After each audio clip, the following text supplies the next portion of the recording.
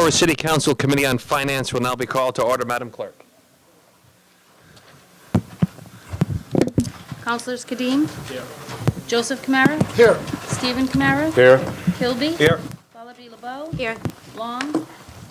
Pelletier? Here. Viveras? Here. President Ponti? Here. Pursuant to the open meeting law, any person may make an audio or video recording of this public meeting or may transmit the meeting through any medium. Attendees are therefore advised that such recordings or transmissions are being made, whether perceived or unperceived by those present, and are deemed acknowledged and permissible. Before we acknowledge citizens' input, I'd like to recognize Council Vice President LeBeau. And Councilor Kilby as well.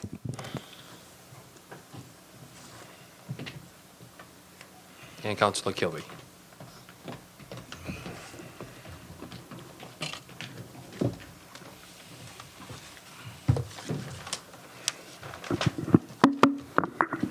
I'd like to ask Chief Lynch and Fire Inspector Jason Campbell to come down, please.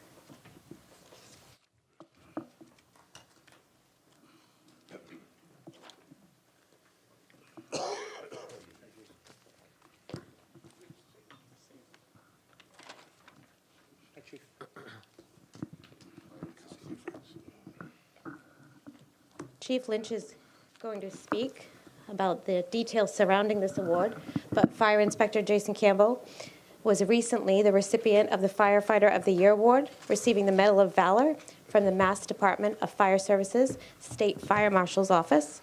And on behalf of the entire City Council, we have a official resolution.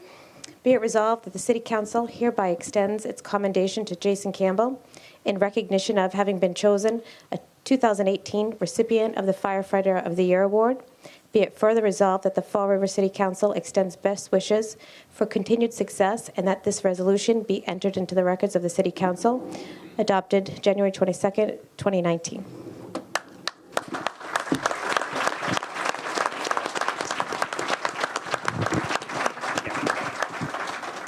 I would just quickly add, as Chairman of Public Safety, Pam was nice enough to ask me to sign on, but it's an honor to be here with you to present you this citation as well. And like I always say, our public safety personnel go above and beyond, and you're a prime example of that. You're a great example for the city, the community, obviously, and your peers in the fire department. So congratulations. I'm sure your family is very, very proud of you. Congratulations.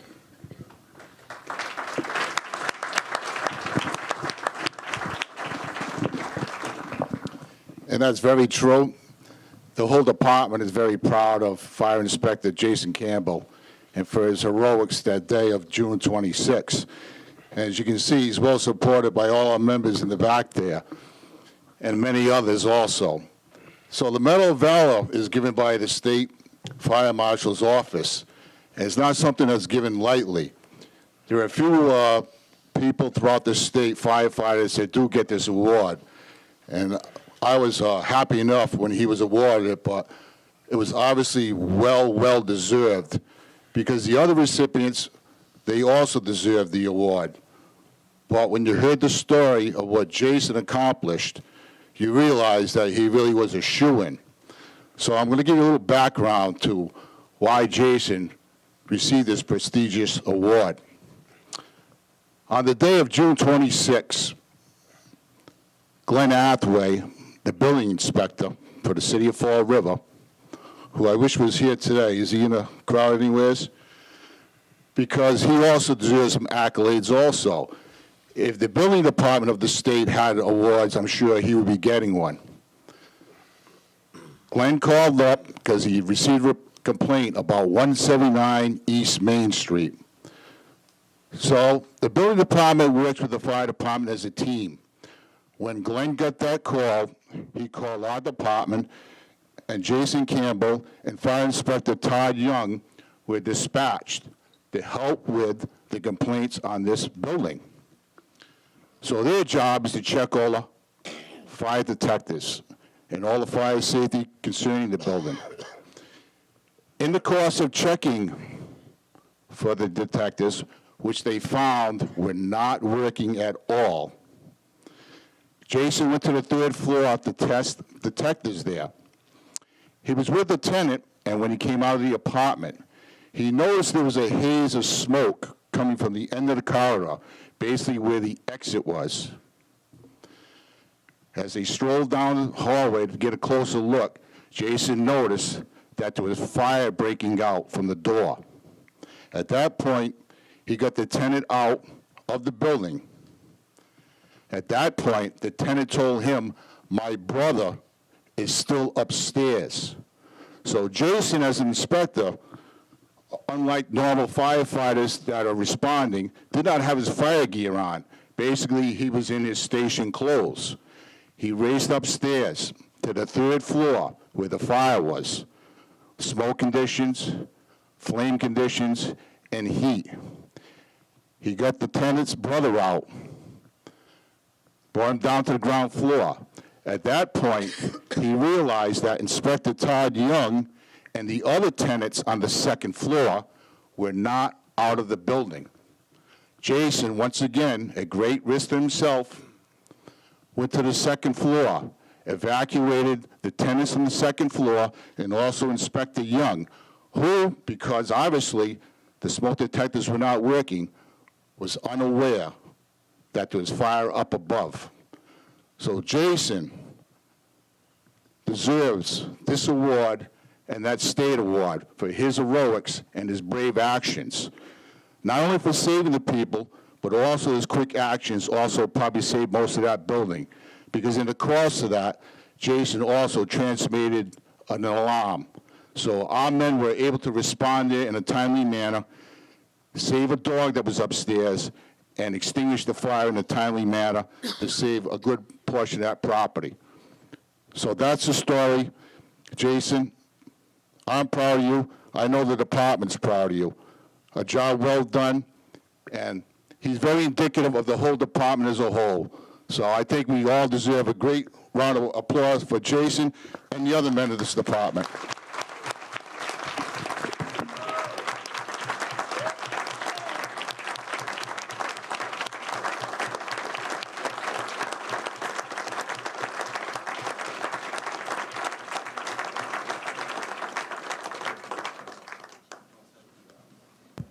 Thank you, Chief.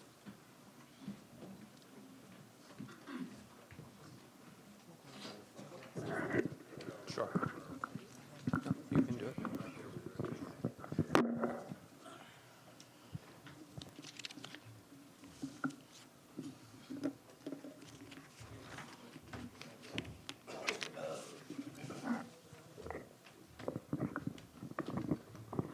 Madam Vice President?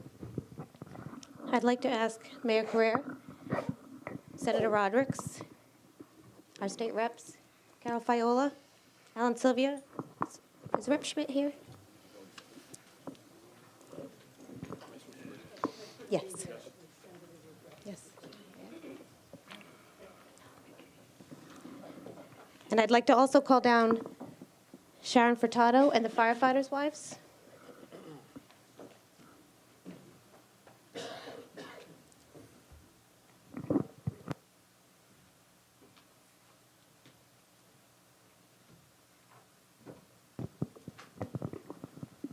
And our volunteers from the Red Cross. If you'll join us on the floor, it's going to get very crowded.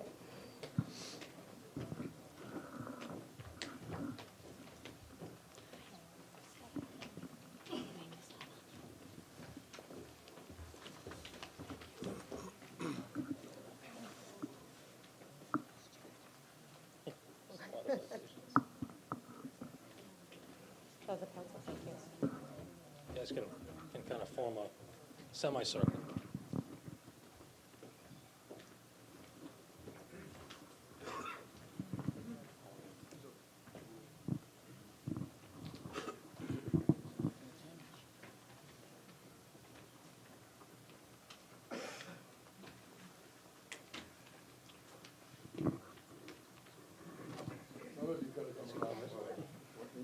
Yeah, well, you guys can get close. Wherever you're comfortable.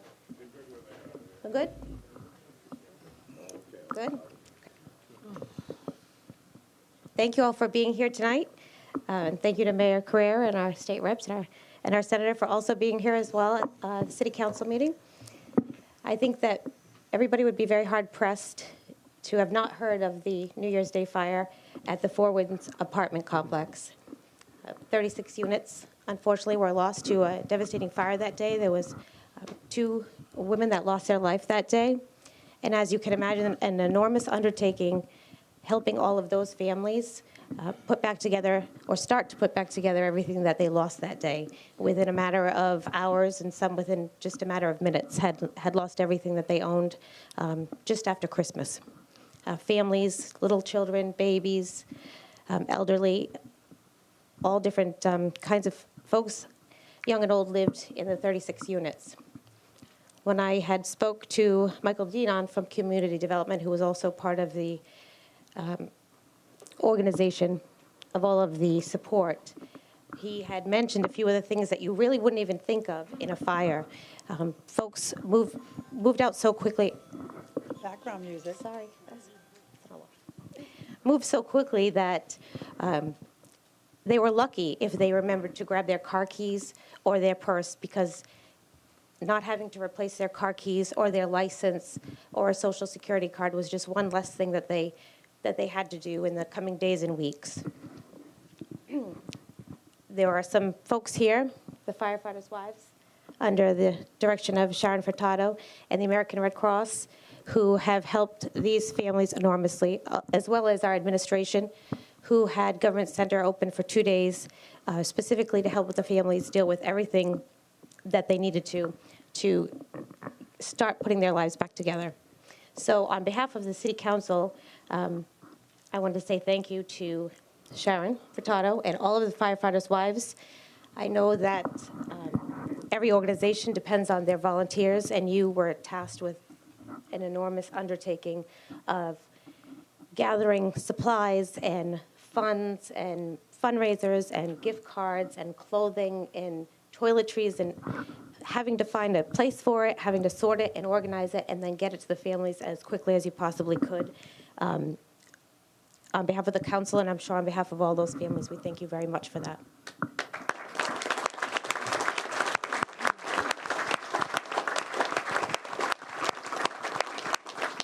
So we have a resolution from the City Council. Be it resolved that the City Council hereby extends its commendation to Sharon Schoonover Furtado and the Firefighters' Wives Association in recognition of your heartfelt compassion and volunteerism in assisting those displaced by the Four Winds Fire. Be it further resolved that the Fall River City Council extends best wishes for continued success, and that this resolution be entered in the records of the City Council, adopted unanimously January 22nd, 2019.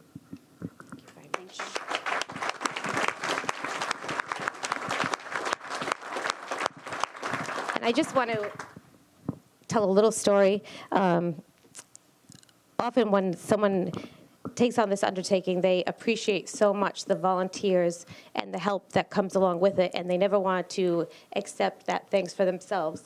And Sharon's husband actually called the other day, and he said, please make sure it says Firefighters' Wives, because these volunteers are so important to Sharon, and she wants to make sure that the award and the recognition is inclusive of everybody. Thank you.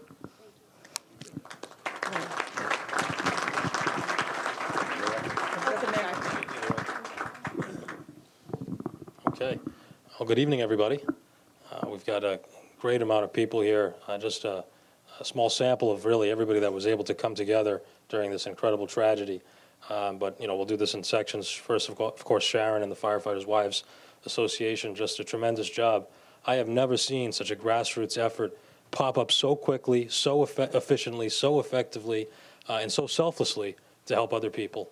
And it was just an incredible thing to watch from our office, and I know that we made ourselves available the very next day, and you were on the phone with us and here in the building raising money, whether it was on GoFundMe, whether it was accepting checks or donations at the fire stations, just an incredible amount of support. And even though sometimes there were some challenges, funny story, we just got an overwhelming amount of clothing right in the first 24 hours, where Sharon was like, wow, we're just getting overwhelmed. She predicted this too. She told us, she's like, this is going to be an incredible amount of clothing. So we really want to focus on the monetary donations to help people get back on their feet. So we kind of shifted strategy as we went along, and it was really because of the leadership of Sharon and the group, the Firefighters Wives Association, working together, reaching out to all the different organizations in the region to make this possible, that we were able to raise so much money. Sharon, do you have an update on what you were able to raise? We gave out $70,000 on Saturday. So $70,000. It's incredible, huh? So $100,000, incredible. What an incredible testament, $100,000 just from average people in our communities, just so incredible, and businesses, of course. So just thank you, thank you, thank you. There are no amount of thank yous or citations that can really give you the praise that all of you deserve. And just we thank you from the bottom of our hearts. And there are so many families that are out there that are in a better place, a little bit better place after a tragedy because of the efforts that you put together. So I, too, have a citation for you all, and I appreciate everything that you did, and I know the community does as well. So thank you again. Here you go, Sharon. Thank you very much. You don't want to do the recording? Yeah, okay. Well, Representative Sylvia, and you want it together? And Senator, we'll let you do yours from the Senate, as we are two different branches, and we're just so proud to be here, Sharon and the Firefighter Wives, because we watched what you did on social media, in the newspaper, on TV, and you did it so selflessly for these families. And every time we saw you, whether it was at a local restaurant raising funds, whether it was in Government Center lobby, geared up to help each individual person affected, it was about nothing else except getting services and help to those who needed it. And we in elected office are usually in the spotlight by virtue of our roles, but you, while you don't want the spotlight, I know that, we know that. If it weren't for people like you, this could never be possible. So we are so heartfeltly proud and honored that you are here to do this. And just a little side note as well, I went into a restaurant and Sharon was there and raising funds, donations for the night. It happened to be at Barrett's on the waterfront. And she said, you know, we need to keep doing this. There's going to be more fires. There's more people. It doesn't just end with Four Winds. We have to keep going. And that says a lot about you and the Firefighter Wives. So thank you all. Representative Sylvia.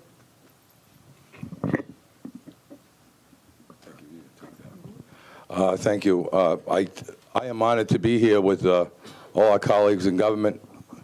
I'll be presenting a citation to Mr. Blanchard, Edward Blanchard from the Red Cross.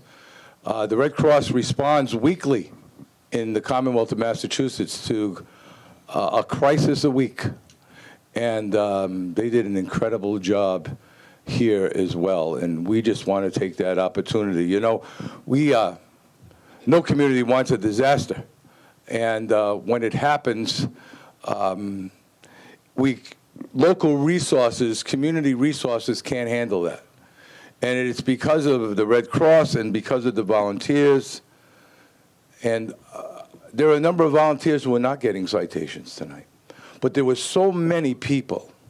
It really shows our humanity, and it reminds us of our vulnerability, because that could be us. And to see that many people come forward, to see the people with shopping bags of canned goods, blankets, the clothing, as was mentioned, we had to stop the clothing as well. Gift cards, so many people came. Unifying a community, a disaster unifying a community. Incredible to see that, but anyone who visited the atrium, well organized by the mayor's office, Monica Souza, Mike Dion, organized so well to be able to replace Social Security cards and licenses and all of those items that are lost in a fire. It's very it's very humbling to see that take place. Just before I came, I spoke with Representative Schmidt, who was unable to be here. He's on his way from Boston. I don't think he's going to make it in time. but he too sends his heartfelt congratulations for the great volunteerism and to the work that's being done. So I have this citation for Mr. Ed Blanchard from the American. Here I am. And I did this earlier. I came in the chamber and I assumed that Ed Blanchard had one of those Red Cross vests on. But that wasn't the case because he's here, and I just want to be able to hand that to you, sir. Thank you all.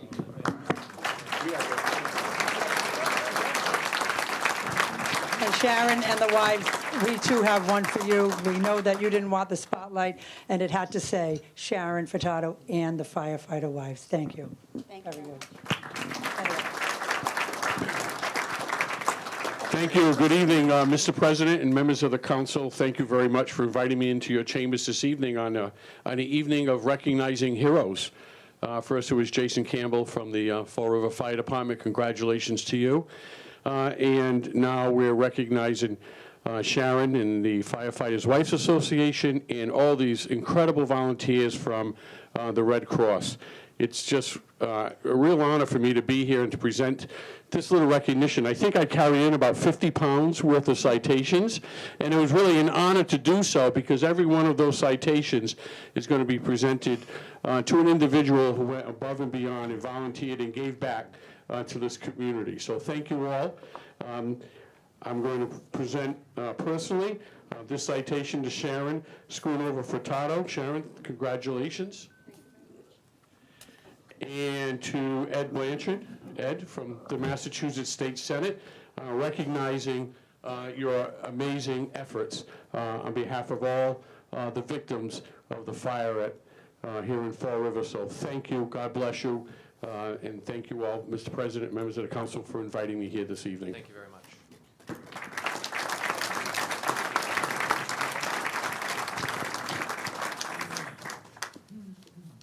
The city council also has a 50-pound pile of citations for the Red Cross.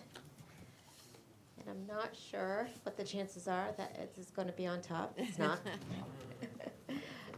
But we wanted to say thank you as well to the Red Cross and for everything that you've done, for everything that you have done from that day, continuing right on through for the families that lost their homes on January 1st. And I'm going to give these perhaps to Ed. Yeah. And I'm going to ask the mayor to say a few words as well. Okay. Thank you. All right, so it'll be 150 pounds by the time they end up leaving here worth of citations. The Red Cross, I mean, everybody, there's so many people to thank. We could be here longer than the council meetings are, but thanking people that came forward to help us and help the people in need. But truly, from the city's perspective, and I'm sure the police department, the fire department, all the different departments, the inspectional services department, we all couldn't have done the effort that we put together without the Red Cross. They were like the glue that really held this effort together.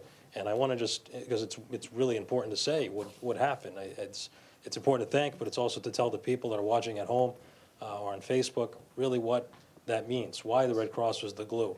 I mean, instantly, that weekend, the Red Cross had already been in contact with some of the victims of this fire, and then really made sure that every single person was contacted, was okay, was making sure that they were being spoken to, whether it was on the telephone or whether they were in contact with Four Winds, ensuring that process began right away the day of the fire, which was really important. And the follow-up effort was just outstanding.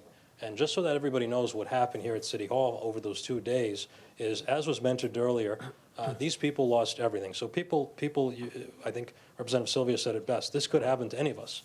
It really could. And some of these individuals, as I was speaking to them, they told me, the victims of the fires, they came out thinking maybe it was a fire in the dryer room, the washer-dryer room, or they thought maybe it was somebody that burnt popcorn or breakfast sandwiches or something like that. And really, they thought, fire alarm's going off, we'll be outside, we'll be back in our home in, 30 minutes. Never thinking that a car had hit the building, that 2 people would pass away from that accident, and that the entire building would be knocked down less than 24 hours later. So imagine all of their stuff, their kids' photos, their birth certificates, their keys in some cases, literally everything these people have accumulated over their lives gone within 24 hours on New Year's Day. Such a tragedy, such an impactful moment in their lives. A place that you would think, geez, where do I pick up the pieces? Where do I even begin if something like that were to happen to you? And the glue that held those individuals together over the next, really, 72 hours, all the way till Tuesday, between Sunday and Tuesday, was the Red Cross volunteers. From the moment that we were able to organize the first event on Sunday, where we had stations of different organizations throughout a community, whether it was the United Way, whether it was the faith-based community through Journey Church, whether it was City Hall staff, whether it was the fire department providing fire reports, all those different booths or different tables set up in our atrium were organized for these families. And when these families came in, whether it was on Sunday or whether it was on Tuesday, they had a little area that they could be comfortable in, that they were safe in, and then they were greeted by a Red Cross volunteer who worked with them through every single station, who was able to guide them, whether it was holding their hand or filling out the paperwork or helping them understand what they were looking at because of the overwhelming situation. A volunteer from the Red Cross was literally the glue that grabbed onto those families and helped them through this tragedy every single step of the way for really 72 hours and beyond, whether it was through communication, getting them the gift cards they need, food, clothing, everything. And that is just such an outstanding, amazing volunteer effort that I have never personally witnessed until this moment. So from my heart, from my soul, thank you to every single Red Cross volunteer. Thank you to everybody else that was part of this. And really thank you for making a tragedy a little bit less worse because we had you by our sides. So thank you to every single Red Cross volunteer that helped us. And a giant round of applause for Ed and the entire team. Just excellent job. Thank you.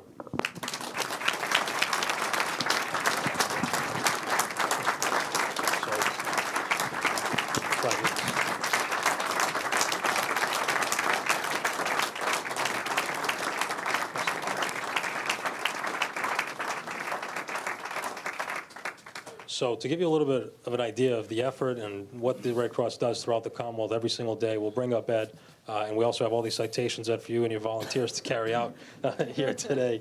But I think it's definitely appropriate for Ed to say a few words on behalf of all the volunteers. Thank you, Mr. Mayor and elected officials. At the Red Cross, we partner with many agencies and groups. And when our volunteers came in this evening and saw so many familiar faces, it just goes to show you how committed Fall River is to taking care of its own. And we want to applaud you for not only helping your own, but assisting us to help other neighbors within the greater Fall River area. So thank you so much for your continued support to not only your neighbors, but to the American Red Cross. Thank you. Thank you. All set. Nice and simple. John, you want to say a few words as well? I know you still have work to do. You're still collecting money, still have fundraisers, so it's a good opportunity to let people know. I do, and I just wanted to thank my volunteers because I would not be where I am if it wasn't for them, because I'm working and they are doing it while I'm at work. So it's been really, really nice. So I wrote something because I will forget. So the Firefighters' Wives Association would not thrive, nor would they have the ability to help so many, if not for all of the selfless, hardworking, compassionate volunteers who have given their precious time. Thanks to all of you. Mona Isaacson, Scott Isaacson, Robin Betancourt, Patricia Aguiar, Vicki and Riley McNult, Amy Dorr, and Justin Massey. Thanks also to the others in the community who have generously pitched in with their time, money, and belongings.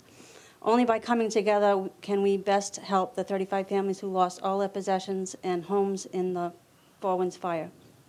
So all of our efforts have touched so many and have helped bring unity to our community. And imagine what the world would be like if we always put this much effort into helping our neighbors. So I want to thank all of you. And we do have a fundraiser on February 23rd at the Fall River Elks, and that's what we're putting our efforts to now, besides still collecting money and gift cards for everyone. So thank you.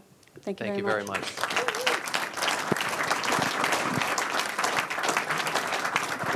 Okay. Thank you, everybody. You can pick up the citations. Thank you. Thank you all very much. Mr. Mayor, representatives, senator, councilors.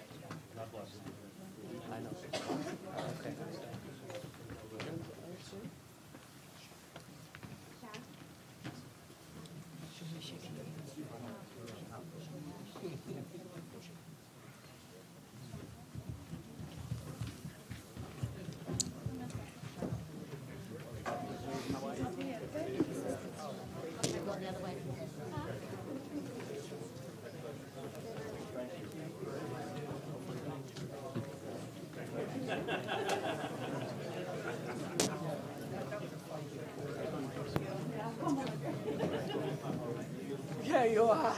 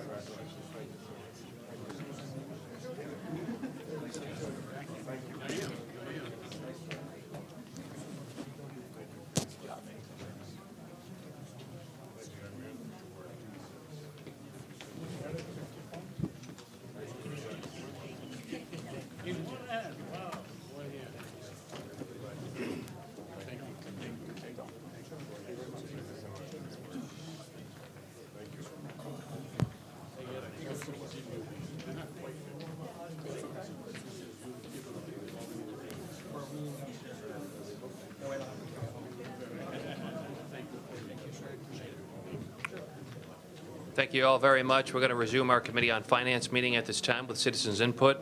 First person to sign up to speak is Richard John Branco, 137 5th Street, regarding city business.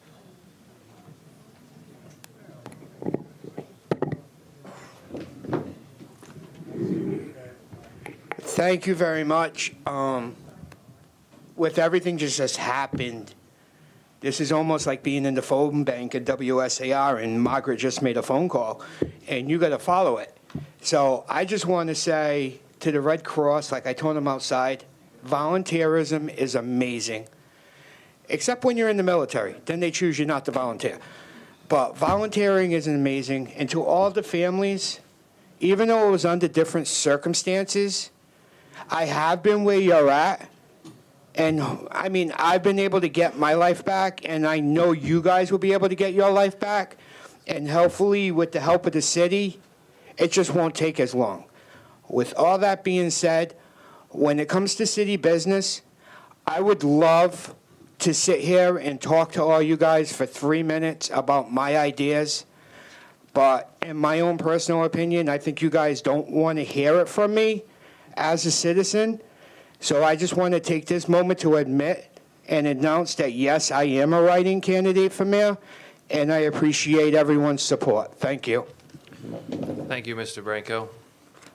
I'd like to urge the community that this forum for citizens' input is not to announce candidacies for any office in any way, shape, or form. So I didn't have the opportunity to speak before that ended, but it's a city council chamber. We're here to speak on city business. This is not a political platform for people to come down and indicate what office they're seeking. Next person to sign up to speak is David Mello, 28, I want to say Gauthier Drive, maybe? Gatehouse Drive. Forgive my scroll. It's okay, no problem.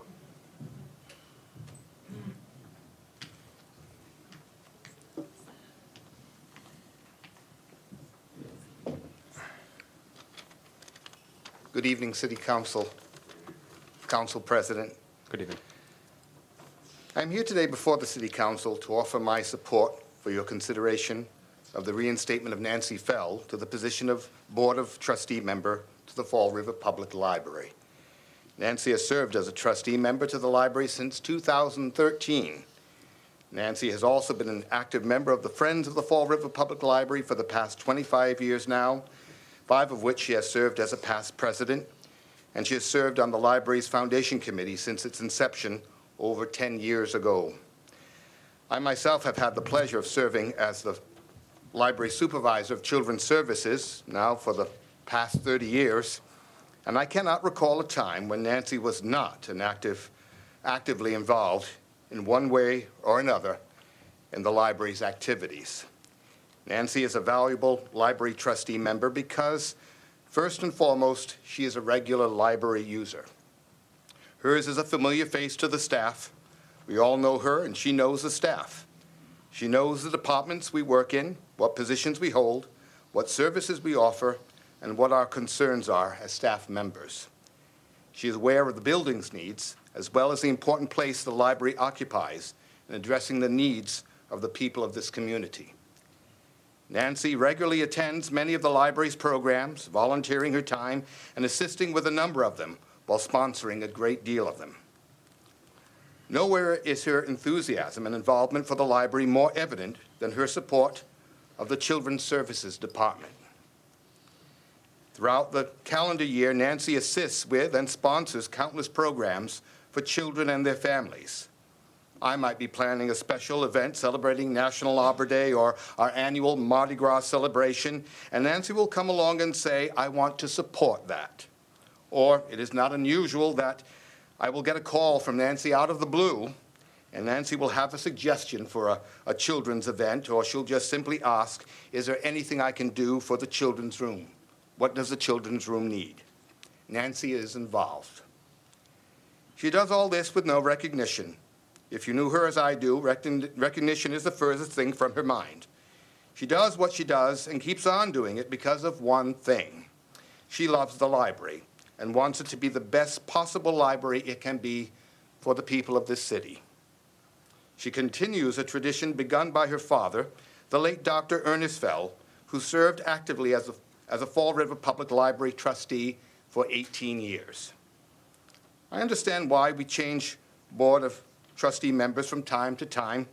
I know it's important and healthy to get a new and fresh perspective. That's a good thing. But it's equally important to hang on to a few who know a place's history.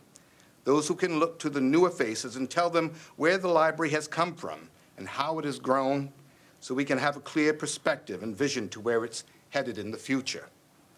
I ask that when the time comes that you give consideration to reinstating Nancy Fell to the Fall River Public Library's Board of Trustees.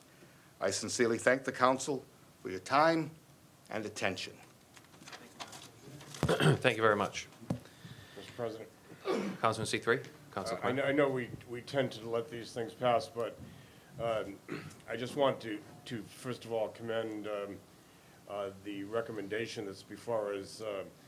I want to say that Nancy and I were kids together because we've known each other since the 50s and 60s, and there probably is no family that has provided more for the library, and she's in the original house of her family on Bigelow Street, so there's a reason why we have a Fell room at the library, and it's really wonderful that Nancy continues the tradition of her family and their commitment to our city. So it's a recognition that's well-deserved and a reappointment that is certainly deserved.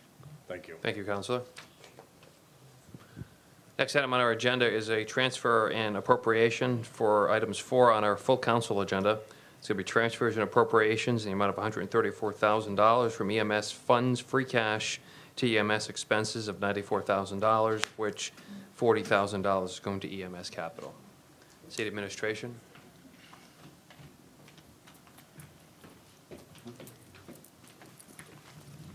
Madam City Administrator, Mrs. Hottie, Chief. Good evening. Good evening, welcome. Thank you, Mr. President, members of the council. The transfers that are before you actually were budgetary items that were intended for fiscal year 2018, and they were not expended at the conclusion of fiscal year 2018. And it had been the intent of the EMS department to simply have the purchase orders and encumbrances rolled forward to address these expenditures. However, those encumbrances, due to just oversight, did not get completed, in part because the purchase orders were closed out at the end of the fiscal year. So we are asking that you approve these transfers, understanding that these were fiscal 2018 expenditures that would have come from free cash in 2018 and are now being requested as part of fiscal 2019. Motion of full council? Second. It's in full council. Folks, it's already in full council, just for discussion purposes at this time. Next item on the agenda. Councilor in seat 1, Councilor Kadim. Can you just tell us exactly what the expenses were? The 94,000 and the capital for 40,000?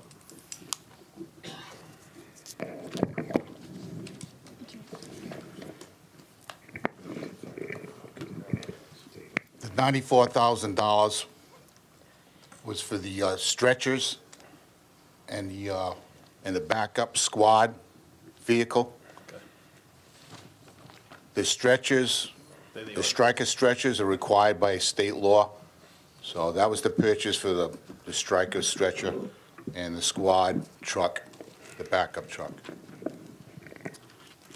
So the backup truck, was that the 40,000 or was that the No. stretcher and the truck? The Stryker and the truck were $94,000. The $40,000 was the lease on the new Rescue 4 truck. It's a lease for 3 years, so that $40,000 was the first year's lease payment. All right, I yield. Thank you. Any further questions? Hearing none, thank you very much, Chief. Next item on our agenda is the discussion of the FY19 Quarter 2 Budget Report. Madam City Administrator, Mrs. Sahadi.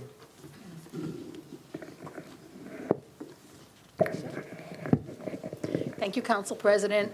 In front of you is the second quarterly report, and we are here to answer any questions that you might have. There are certainly certain expenditures as well as certain revenues that are not necessarily at the 50% mark due to the timing of the revenue as well as the timing of the expenditures. One of the issues that comes up on a regular basis is the excise tax. The excise commitment 1 was actually certified last week, and it was certified at $94,000, more than commitment 1 for last year. So our excise tax, based on the collector's estimates, are right on track for the budgetary items. The same is true with the pay-as-you-throw revenue. I know that a lot of you are interested in that revenue. We are at about $1.1 million worth of collections, which is approximately 50% of the current budget. As far as the expenditures go, the expenditures that are generally out of line at this time of year are the debt payments, because a great deal of them are due in July, as well as property insurance, which is also due in July. So some of those expenses look like they're at 100%. The property insurance, if you're looking at that particular line item, we are over budget by 114%, so we're over budget.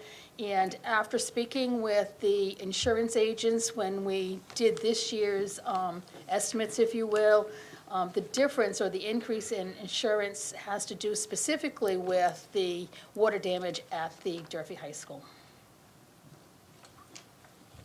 Before I acknowledge the council, Mrs. Zahadi, Mrs. Viveras, is there anything per se with this current municipal budget that is before us in this quarter that you see cause for concern that the council needs to be brought up to speed on when it comes to revenues or expenses? Not at this time. No, Mr. President. Okay. Council? No questions? Council in seat 7, Councilor Pelletier.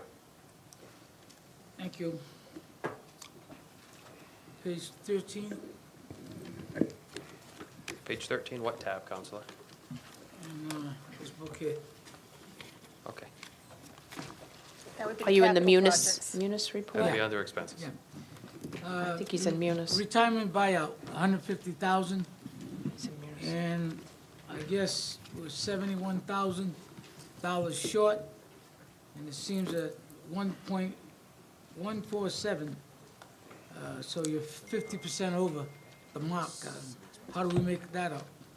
Well, Counselor, In essence, we always have issues, if you will, with regard to retirement buyouts, but the offset to that is that we are never able to replace those individuals as quickly as the retirements occur. So if you look at the total bottom line for the fire department, they're actually at 46% of the budget as of December 31. So there's a savings in their total salary lines.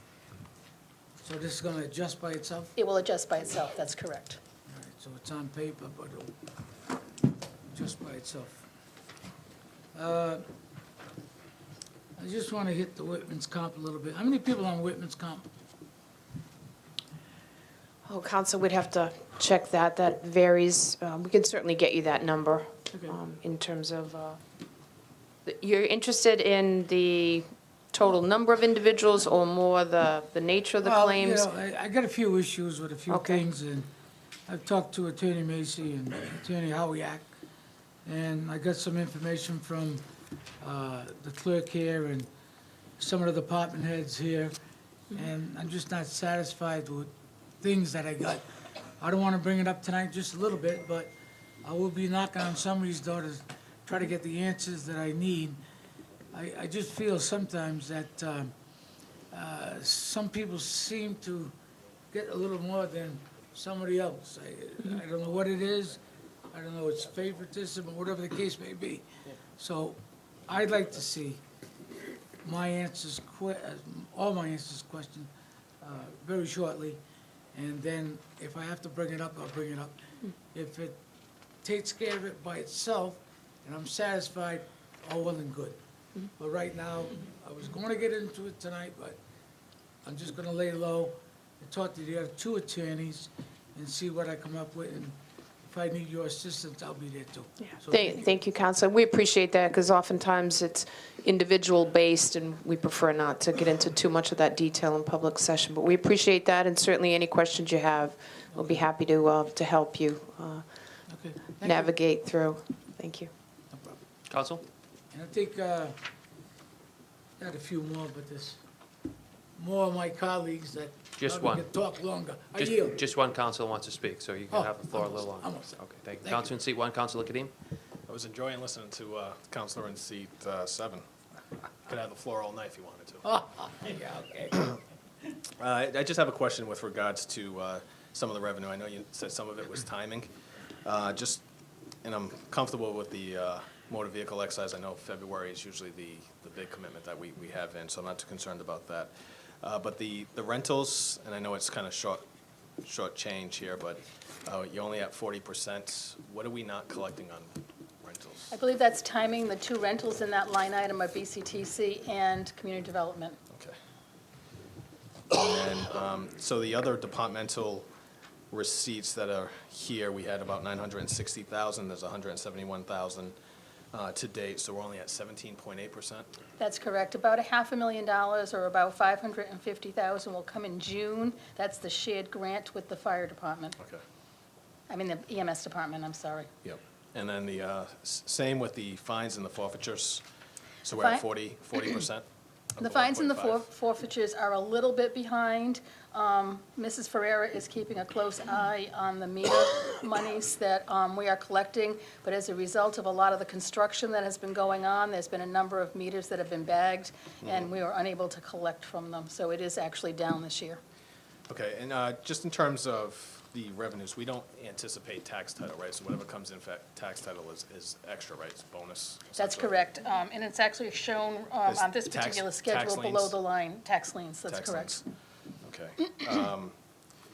Just in terms of the free cash, but when even though it comes in, we don't necessarily budget it, but it's part of our free cash analysis, right? So the FY18, the 700,000 that we received for free cash for fiscal year 18, that included all the tax title, right? That's correct, Counsel. How much was the tax title that we bring in? I don't want to give you the wrong amount, so I can look at that for you. Okay, could you just give me the tax title amounts last 3 years, if you don't mind? Just to add to that, though, Counselor, I know Mrs. Sahadi had touched on this earlier. We took some of those receipts and actually used them to pay down the snow and ice. So they're Of the free cash you talk, or? no, some of the excess line item revenues that were available, excess, Oh, okay. yeah. So Yep. there were other things happening. Oh, on the free cash you're Yeah. talking about, okay. Yep. And then, one of the questions that and conversations I did want to have is I happened to, which I don't often get to do, but I did catch the school committee meeting on December, I think it was 10th or 18th, their December meeting. They were just talking about the healthcare numbers and their concerns with the, obviously the surplus, which is not necessarily a negative thing, other than the fact that obviously, but they're not going to meet their, or potentially not meet their net school spending numbers. So I was curious to see where we were in terms, if you had an updated funding loss ratio from GBS, or I think the Gallagher now, whatever their new name is. Yes, Counselor, no, we don't have an updated one for December 31st at this particular point, and as you know, that number is very flexible and fluent because of the claims and the claim base. So yes, you're right, at that particular meeting, it did appear that we were going to have a surplus. Both Kevin Almeida and myself agree that there would be a surplus, but it's way too early in the fiscal year to be able to determine whether that will Yep. occur come the end of the year. And I know you were at like 1.3 million for a surplus, he was at 1.8, so, and I get there's claims that come into play and things of that nature, but I guess I'm just, if we can keep an eye on that, because I know, especially this year, I know last year we didn't, we had budgeted 101% of net school spending because of the healthcare numbers coming in lower than anticipated. We were below, I think we might have just met, or just a little bit below 100% of net school We spending. were just a little bit above, I think it was $30,000 or $50,000 above. And this year, I know we only have a budgeted amount of 100% of net school spending. I just don't want to run into a situation where $1.3 million or $1.8 million comes into play, and then we've got to make that up the next fiscal year to meet the net school spending. So if we do have the funding available for them, you know, as one council, I'd just like to make sure that we, even if it's a portion, and maybe not necessarily 100% of it, transfer that over to the school department so that they can at least utilize it in one-time monies or whatever expenses that they may have, whether it's capital items, books, anything of that nature. So if we could just obviously take a look, because if not, we got the rollover effect of that, plus the new Chapter 70 and the net school spending and all that other good stuff that goes into that. And then I know you folks on that side are really starting to talk about whether or not the city's going to maintain the health insurance or the school's going to maintain the health insurance. But whatever the case may be, I just want to make sure that we get something in advance, maybe hopefully the next, quarterly update in Yeah. terms of where we think we're going to be. As you know, Counselor, with $23 million budgeted in health insurance for the school department, it can fluctuate $1 million very easily. Right. So we do our best at the beginning of the year, utilizing the GPS projections, and in some instances even actually backed off some of their projections to be a little bit more aggressive, if you will, with regard to the estimate, but it's And I know it's there's a really push. unknown until And the I know end there's of a the push, year. I believe they said there was about 70 fewer individuals that are actually utilizing the health insurance. And that's obviously probably through, I don't know this to be the case, but they may be paying a stipend to get off the city's health insurance, or I don't know what it is. I know we don't have fewer employees. I think there's just fewer believe- people on the insurance themselves, but. I believe it was an initiative that the school department put together. There, as far as I know, there were no stipends paid Okay. in order for them to go on their husbands' or Yep. spouses' plans. But additionally, Counselor, you may recall, we carved out the prescription drug plan this year, and that's actually been doing very well. So I think some of it may be on the drug side of the expense. But Yeah. again, I think you're right, after the third quarterly report, we may have a better idea where we stand. The only thing I want to do is I want to make sure whatever we commit to them, if it's 101% or 100% or 105%, that while it's budgeted, that we're actually getting them the monies and that they're actually being able to utilize this, the commitment that we're putting forward, as opposed to not meeting the commitment or having some deficits that need to be made rolled over in the next fiscal year. With that, I yield. Thank you, Counselor. Counselor in seat 5, Counsel Vice President LeBeau. Thank you. In Eunice, on page 2,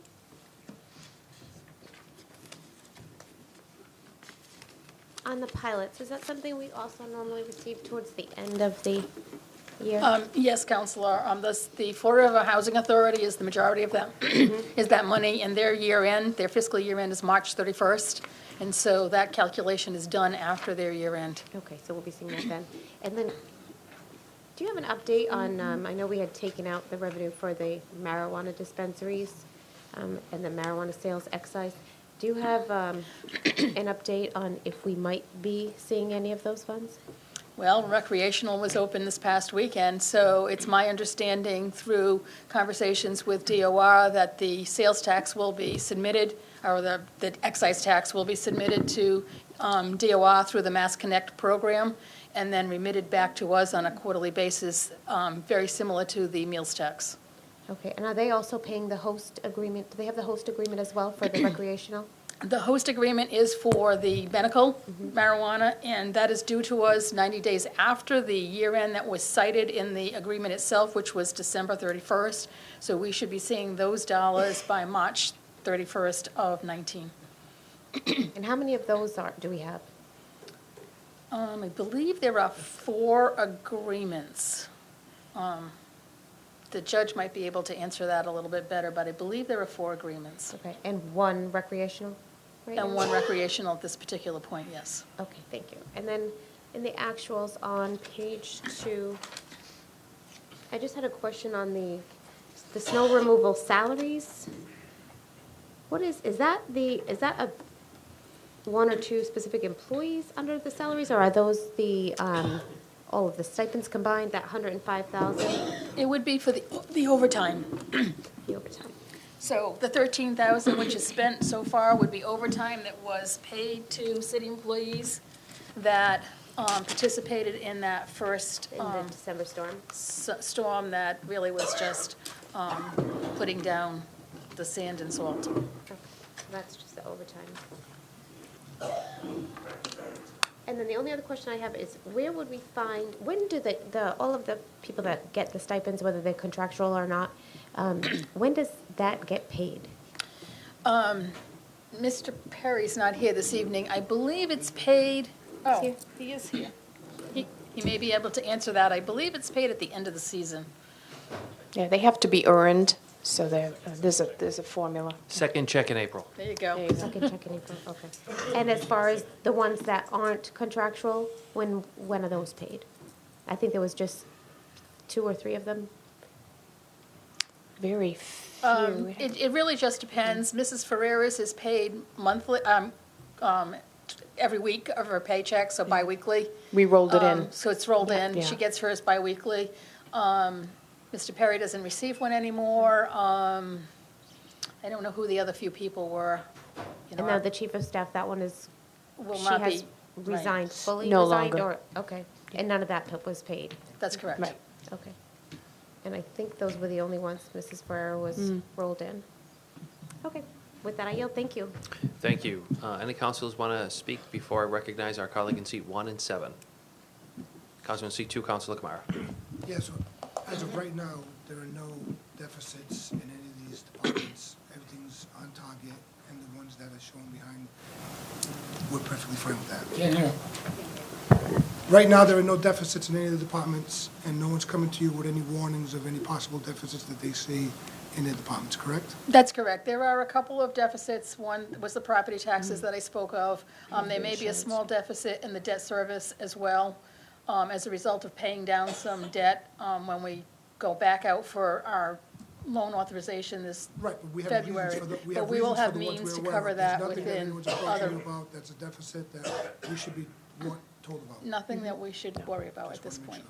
Thank you, Mr. President. With that, I yield. Thank you. Councilman seat 8, Councilor Viveras.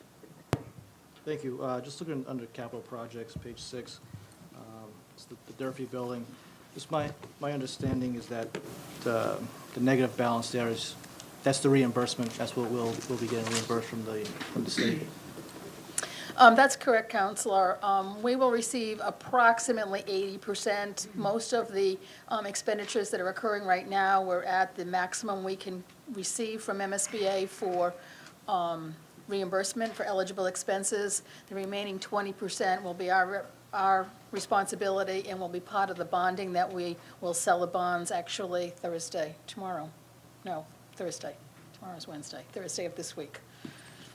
So obviously there'll be more periodically there'll be reimbursements. Right, we will be borrowing, as part of this borrowing, $60 million, because at this particular point, we're spending about $5 million a month, somewhere between $4 and $5 million a month on construction. How quickly do you usually see that come back? We monitor it very closely, myself, and the Facilities Department, Mr. Gallagher, and we have a third party, which is from AA3, that does the reimbursement request to Mass School Building, and because of the dollar value that we're talking about, we are right on top of them. So, you know, by the first of the month, they are filing for the month before, and it takes them approximately 10 days, Mass School Building, to reimburse us.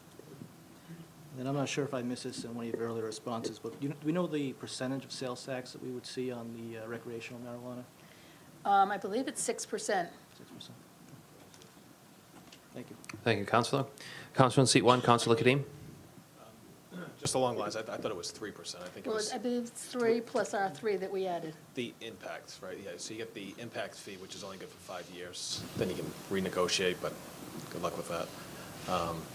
And then the 3% on the sales tax, which is where my line of question was going. Have we adopted the Massachusetts general law to?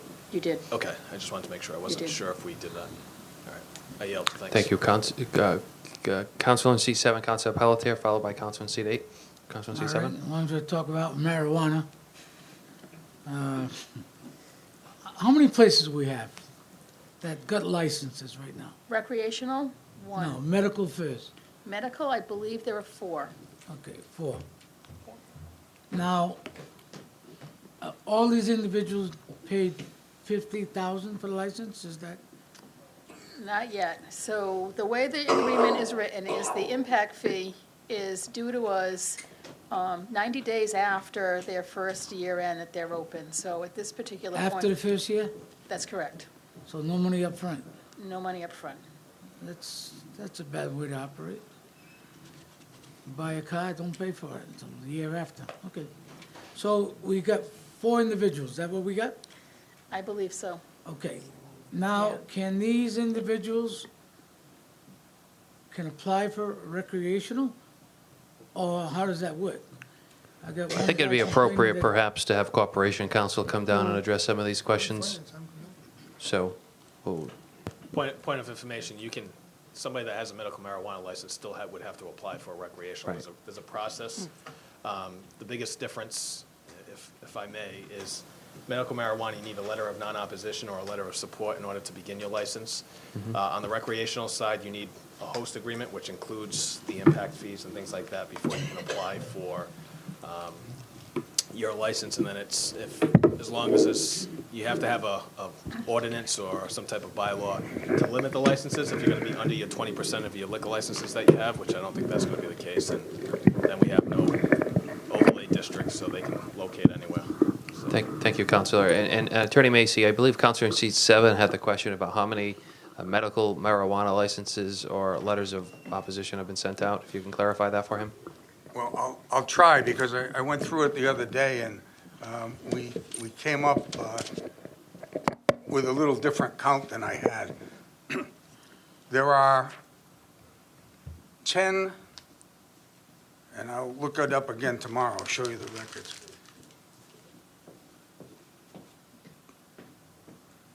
10 organizations that have applied for various licenses. Of the, I believe, 7 or 8 who originally applied for medical marijuana licenses, 1 fewer has also been approved by us for recreational marijuana. 1 is still pending. 1 medical permission.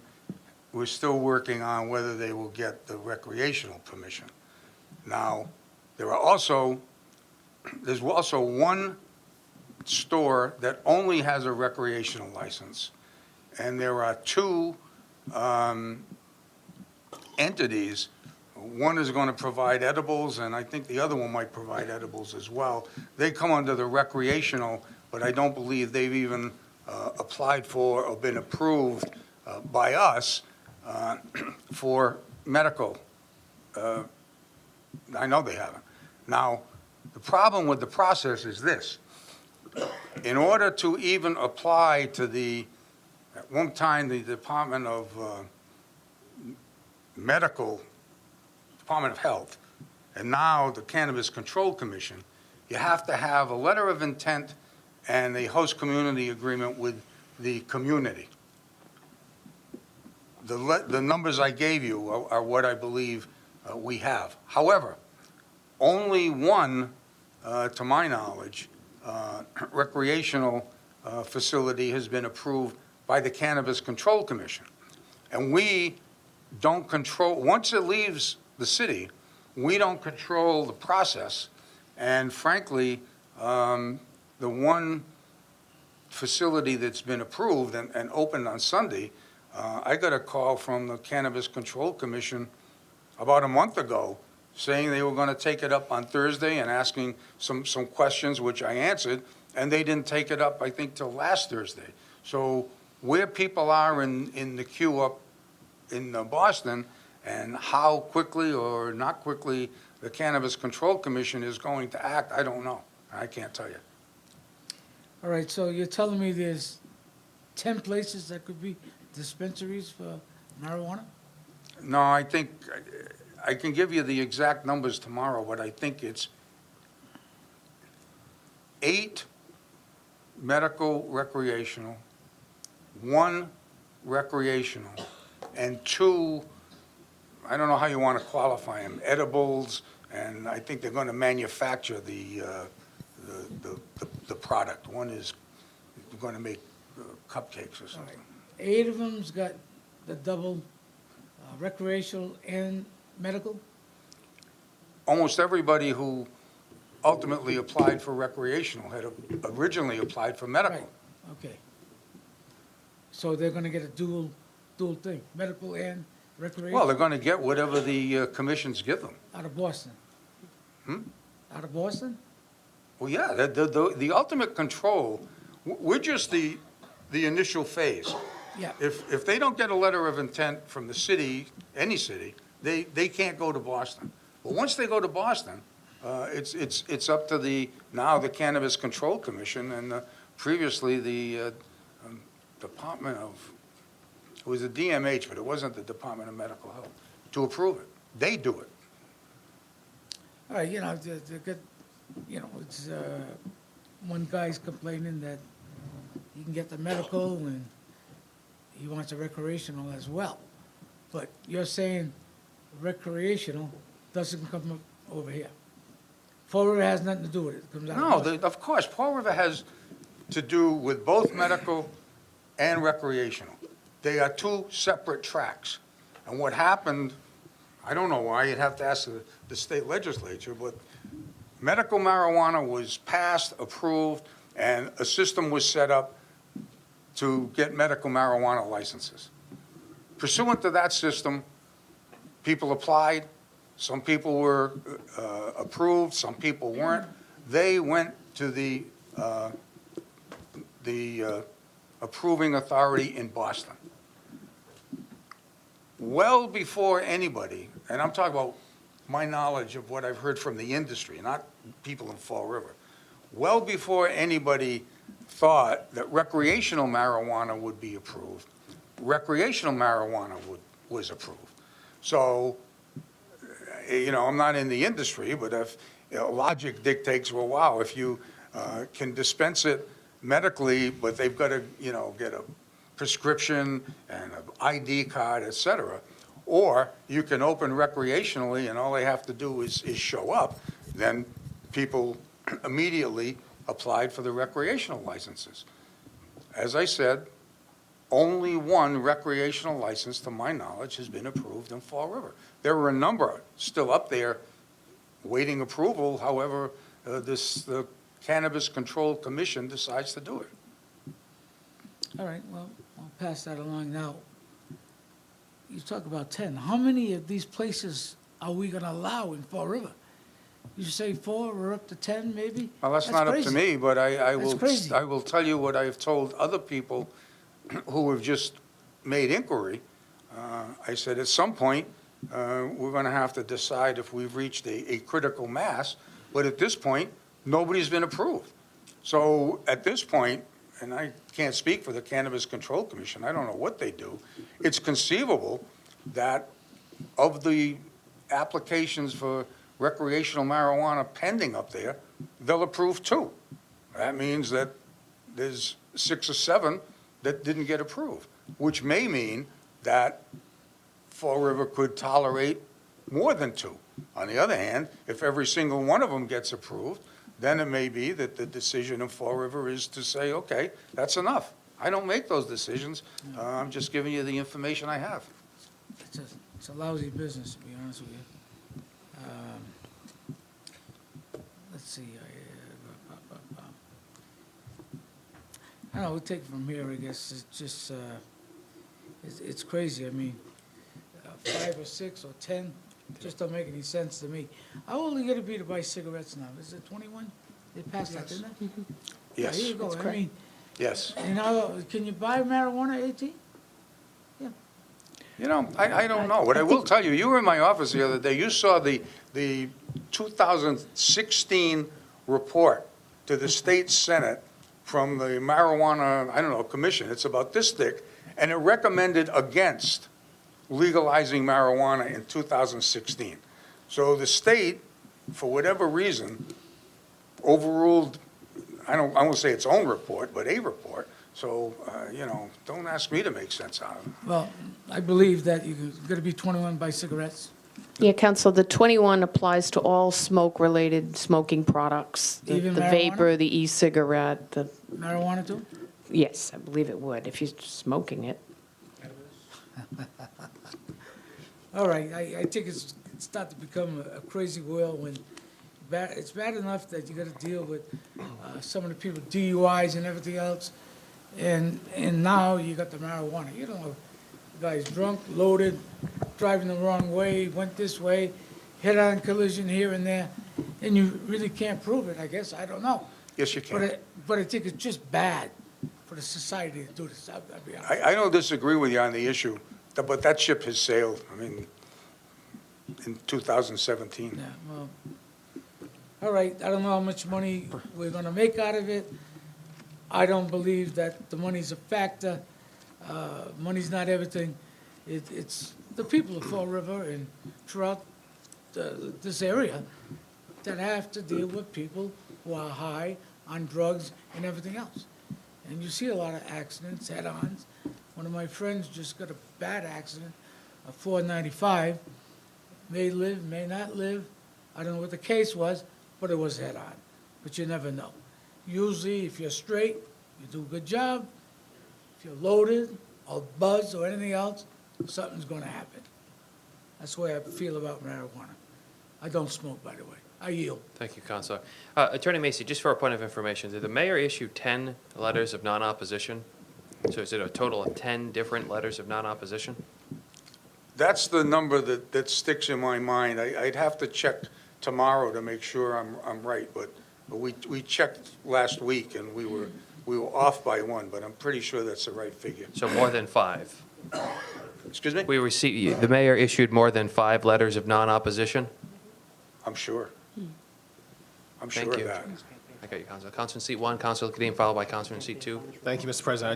I just want to clarify some stuff for Counselor in seat 7, because I think he asked some important questions. So the first thing in the number of licenses that can be issued, originally, the regulations that were issued by the state were discussing limiting 20% of your liquor licenses. If the local people elected that. Right, that subsequently changed, so now it's, the 20% has become your floor. So you can't issue less than 20% of your liquor licenses unless, and this is why I want to clarify to Council in seat 7, if the council or the citizens of Fall River want to have less than the 20%, we would have to go through and pass an ordinance that limits it less than the 20%. If not, it has to be at least 20% or more.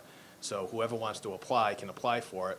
The other piece is that we haven't applied or did not create an overlay district to kind of have that centrally located so it can appear or they can locate recreational marijuana anywhere in the city. In terms of the revenue, which I Just, think. if I can, anywhere that it's permitted. You can't put Correct. it, You you have can't put it in five- A2 district. Right, yeah. But you're right, there is no overlay. And 500 feet or 1,000 feet from a K to 12. It has to be K to 12, not daycare. But the other piece is when you talk about the revenue, so the revenues are pretty specific. So it's 3% of the sales generated, which will come in from the state directly into the city. But then we have the letter of the host agreements, which have an impact fee, but that impact fee is capped at 3% for 5 years. After the 5 years, we can go back to those companies and try to negotiate an additional impact fee, but at that point, we have to actually document what the impact was to the community. So the number of police calls, the number of fire calls, building department going to those locations, and really justify, unless the company is willing to just give us an additional 3% of their sales. The difficulty comes into play is how you generate a cash business and the amount of sales that they're generating. That's a whole nother story, so with that, I yield. Thank you, Councilor. Councilman C2, Councilor Kamara. Thank you, Mr. President. You know, I'm listening to my colleague in seat 7 too, and I have to agree with a lot of what he said, but as Corporation Counsel told us, in 2016, the state advised against approving medical marijuana, but then the people voted, and the vote was overwhelmingly in favor of recreational and medicinal marijuana. And it's just ironic that years ago, we made national news when the mayor came down and the council unanimously supported lazy cakes. Didn't support it, but we banned lazy cakes. And now here we are talking about marijuana cupcakes and all different edibles. And just a few years ago, we were fighting melatonin lazy cakes. So the world has changed. Things are changing drastically. I never would have thought that we would have up to 10 facilities.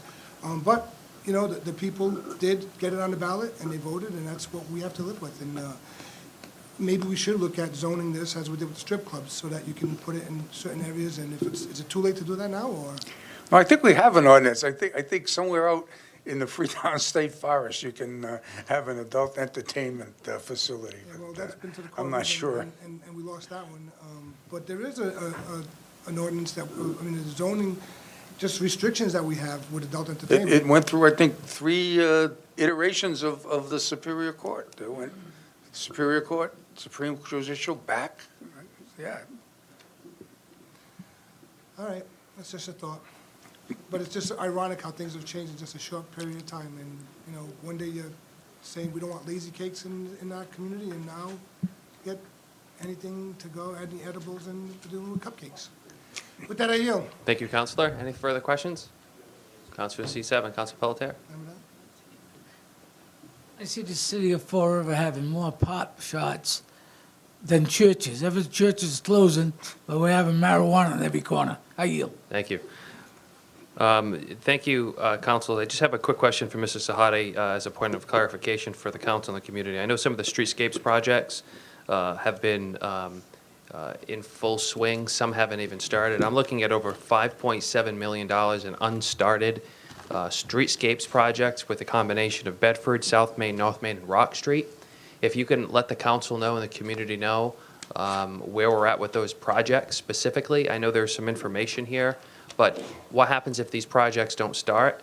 What happens if there happen to be a change in administration throughout the course of the year? What's going to happen with those specific projects that have been bonded for?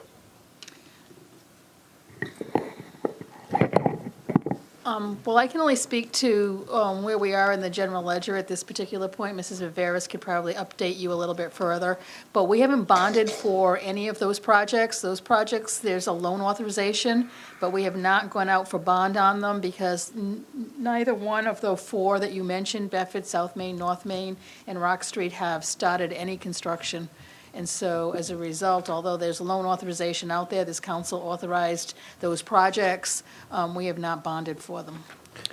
And those that were been initiated recently, we do have design that has been partially completed regarding the Columbia Square project, and the Bedford Street project is currently or about to be out for design services to begin that project. So Bedford Street and Columbia Square would be the next 2 areas that would be moving forward to construction.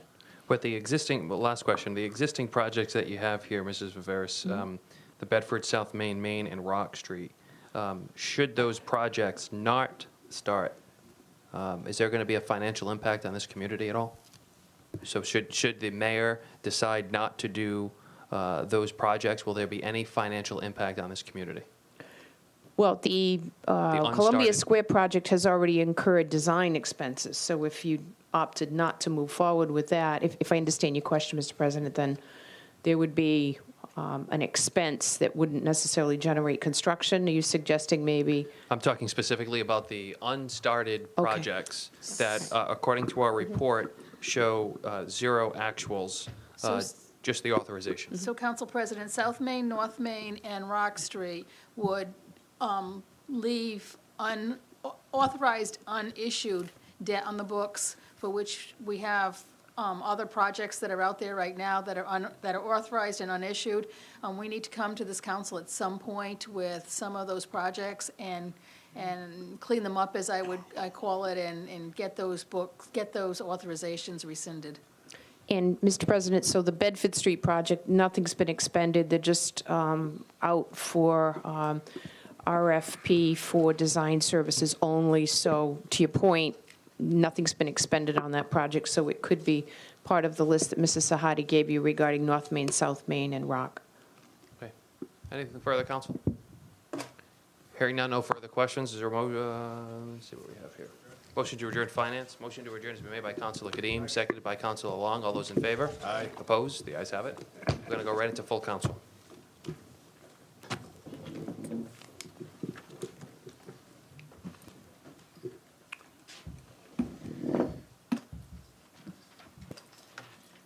Fall River City Council will now be called to order, Madam Clerk. Councilors Kadim? Here. Joseph Kamara? Here. Stephen Kamara? Here. Kilby? Here. Lullaby LeBeau? Here. Long? Here. Pelletier? Here. Viveras? Here. President Ponti? Here. If everybody, the chairman can please rise for a moment of silent prayer.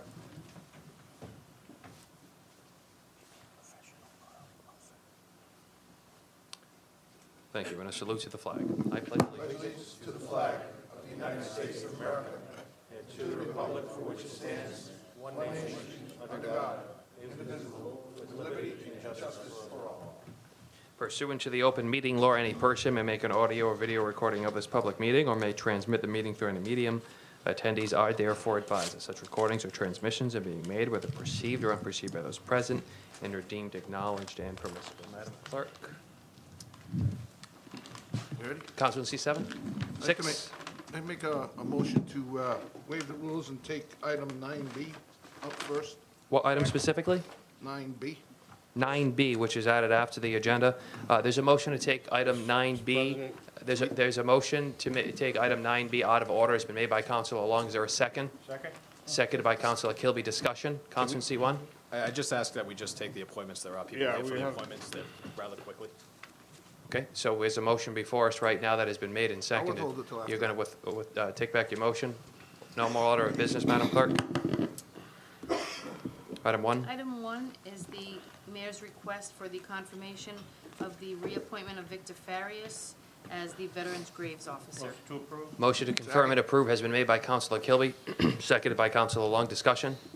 Hearing none, all those in favor? Aye. Opposed? Opposed? Councilor in seat 1 opposed.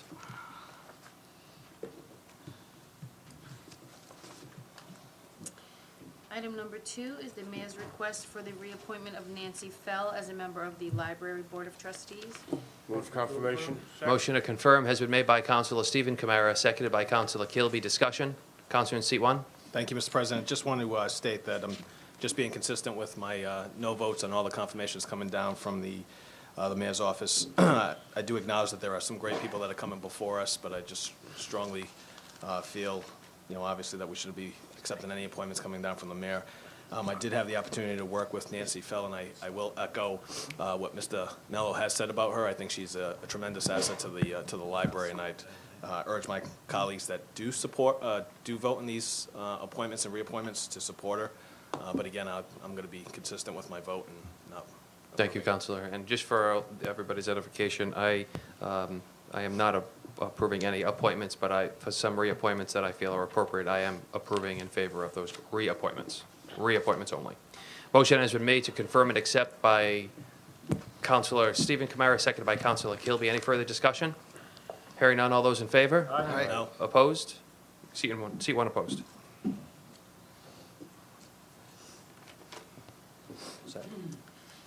And item number 3 is an appointment. Is there, if we could recognize Ms. Fell?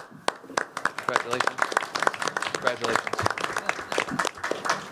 Thank you. Thank you, Counselor. Madam Clerk. Item number 3 is the request for the confirmation of the appointment of Donna Williams to the Library Board of Trustees. Is there a motion? Motion approved. Motion to approve and confirm has been made by Counselor Kilby, seconded by Counselor Long. Discussion. Hearing none, roll call. Is Donna Williams here? No? Okay. On the confirmation, Councilors Kadim, No. Joseph Kamara, Yes. Stephen Kamara, Yes. Kilby, Yes. Lullaby LeBeau, Yes. Long, Yes. Pelletier, Yes. Viveras, Yes. President Ponti. No.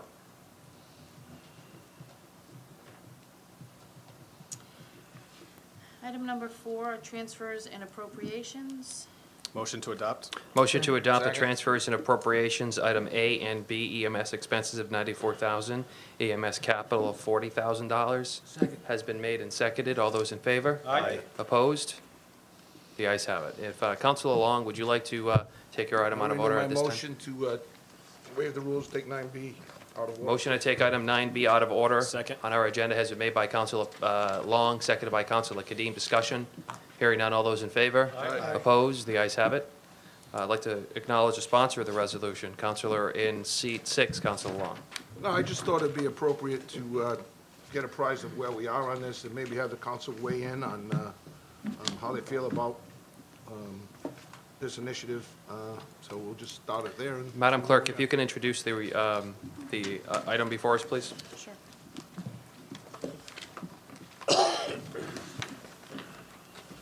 And Corporation Counsel did indicate to me today that he is prepared to brief the council on this specific resolution.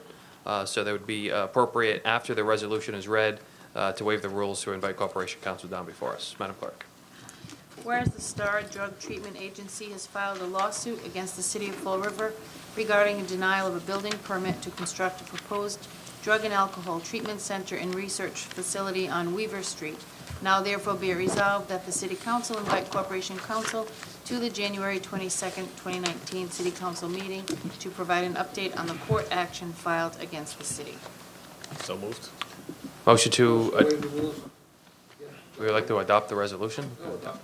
Motion to adopt has been made by Counsel Kadim, Second. seconded by Counsel Pelletier. All those in favor? Aye. Opposed? The ayes have it. We don't essentially need to waive the rules because we adopted the resolution, but I'll entertain a motion to waive the rules. We should invite them. We should invite him. Motion to waive the rules is, to invite Attorney Macy down has been made by Counsel Kadim, seconded by Counsel Pelletier. All those in favor? Aye. Opposed? The ayes have it. Attorney Macy? Welcome.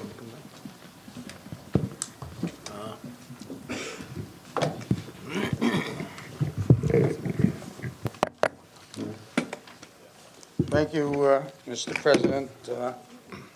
Members of the council, as I think most of you know, I don't really relish discussing litigation in a public forum.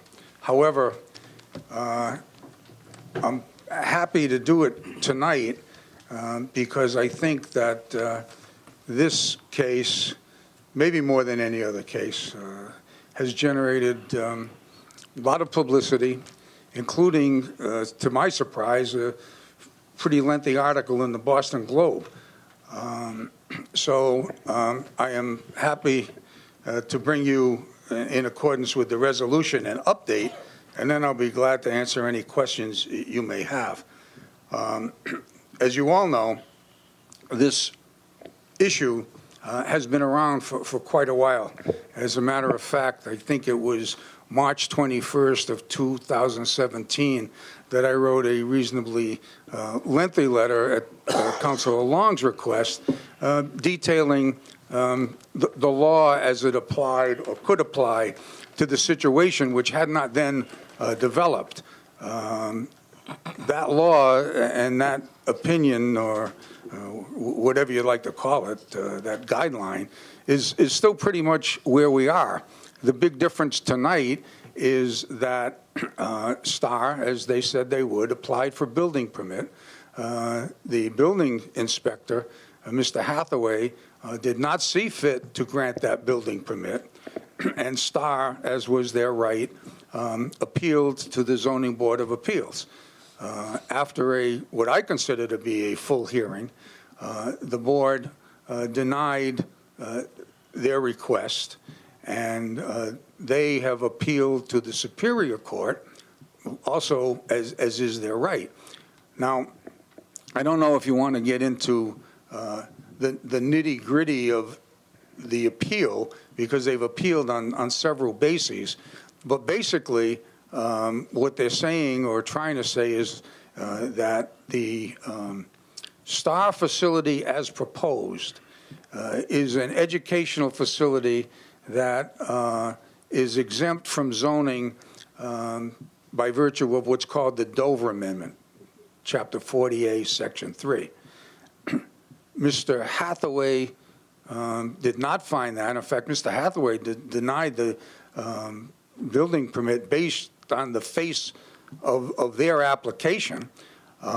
They then tried to expand the scope of the review at the Zoning Board of Appeals, and my memory of the record was that the chairman didn't allow them to do that, but as a matter of fact, they were able to introduce a lot of evidence that they said Mr. Hathaway didn't consider.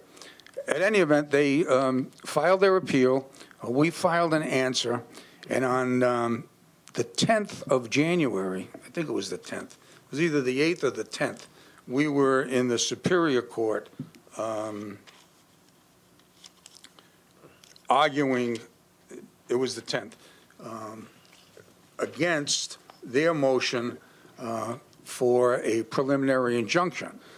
Basically, before getting to the ultimate merits of the case, Star has asked the Superior Court to issue an injunction preventing the denial of the building permit. That's a lawyer's way of saying forcing us to grant them the building permit.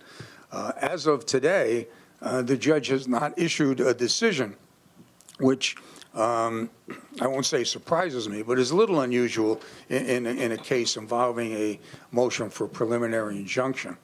The hearing in the Superior Court in New Bedford lasted, I would say, approximately an hour. It went past 4 o'clock. The judge extended this past 4 o'clock. And while the city's position is that the building inspector, the zoning board acted more than appropriately within the law, and that this is a zoning case, the Star's argument is a little more expansive and is trying to get into the policy reasons that I don't agree have a whole lot to do with zoning. I will say that I thought the judge conducted a fair hearing. He was pretty clear that he wanted to hear the 40A issues, not the policy issues. The reason that I am not particularly reluctant to address the issue tonight is because, A, it's getting a lot of publicity, and I won't say I was surprised, because it never happens, but at the hearing, there were probably 8, 9, maybe 10 people affiliated with Star or from Star who went to the hearing to hear what was going on. They're public hearings, so it's their absolute right, and they had nothing to say, so it didn't affect too much. On the other hand, I don't know how many members of the public that are interested in it knew. I don't know how many members of the council knew. But it would have been easier for everybody if the people concerned had been in the courtroom to hear what was going on, because I think it was a fairly high level of argument. Be that as it may, I will tell you we're engaged in discovery. We are waiting the judge's decision. I did indicate to the judge that the city wasn't interested in holding this up. We're ready to go to trial. We're fairly comfortable with our case on the merits. I was willing to waive discovery, but of course, when one lawyer says waive, the other lawyer won't. So I don't think that there's going to be a waiver of discovery. And the only other thing I'll say before answering any questions you might have is that given the nature and the level of interest in this case, I think what I will do, unlike what I do in most cases, which nobody really needs to know that a fall-down case is in the district court and it's going to trial on February 3rd.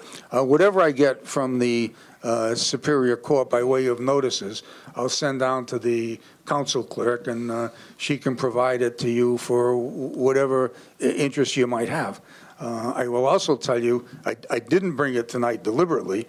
I have 2 pretty thick file folders already, and if any of you want to come to the office and go through the pleadings or what we've said in detail or what they've said in detail, I'd be glad to do that, and I'm prepared to answer any questions you might have tonight. Council in seat 6, Councilor Long. Thank you, Judge. Just my questions are more for just the discussion that started to develop around this. I think Fall River has been a very welcoming and grateful, gracious host to Star, but the accusations that were leveled by the attorney representing Star, I believe, was just not truthful at best, and was insulting to the residents of this city at worst. Well, Counselor, I don't know if you were in the courtroom, but it almost sounds like you were, because unlike most oral arguments, you don't usually interrupt the other side. But they have made, through their counsel, statements along the lines you've suggested. And I did take it upon myself to object to those statements and indicate to the judge quite directly that I thought this was a 40A case, a zoning case, and that I didn't appreciate the aspersions being cast on this city, which has done more than most cities to address the problem. Interestingly enough, and I know you want to go on, I don't want to interrupt you, in their pleadings, they attached portions of our suit against the opioid distributors. I'm not sure exactly why they did that, but they did it. And it shows that we are not asleep at forget asleep at the switch. We're in the forefront of battling this problem. And that's where I'm going with this. I think when you get into these arguments, and I don't want to get into the specifics of the case at all, but I think that this body should weigh in with their feelings on this thing.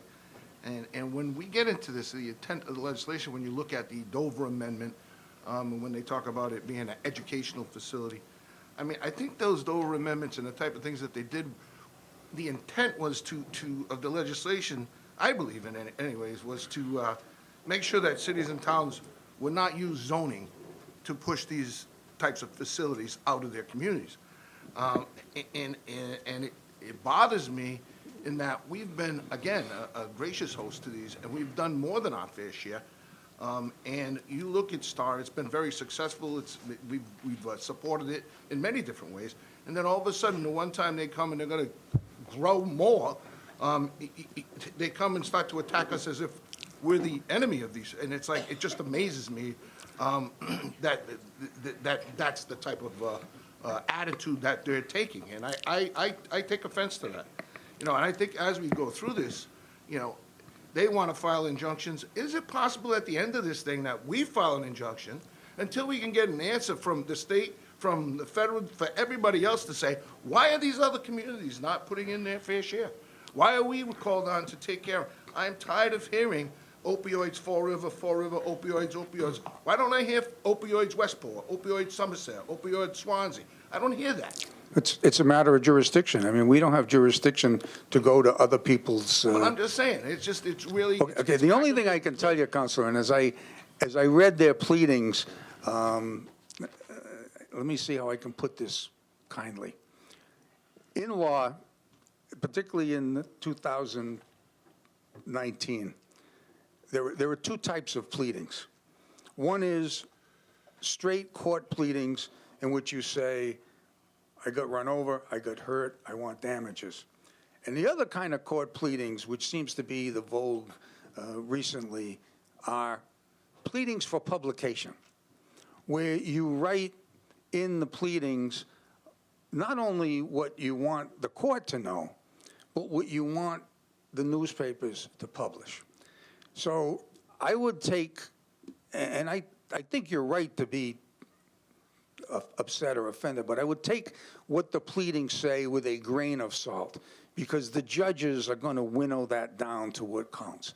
The other thing I would say, and I haven't said this in a long time because I haven't had private clients in a long time, don't look at us through their lens. We know what we are. We know what we've done with respect to combating the opioid problem. And simply because they allege it doesn't mean we have to accept it. And the only other thing I would say is after I wrote that rather long letter, there was another resolution, and I wrote a rather short one that said, be careful what you say, because whatever we say, they're going to use against us. And that's the only caution. I think they've said so much about us that there's not a whole lot we can say that they're going to be able to use against us. But I will tell you that as far as I'm concerned, it's a zoning case, but we are not going to lay down on the case. I believe that the law supports both the building inspector's decision and the zoning board's decision, and we'll find out, I don't know when, because these cases tend to drag on, but we'll find out with the court decision.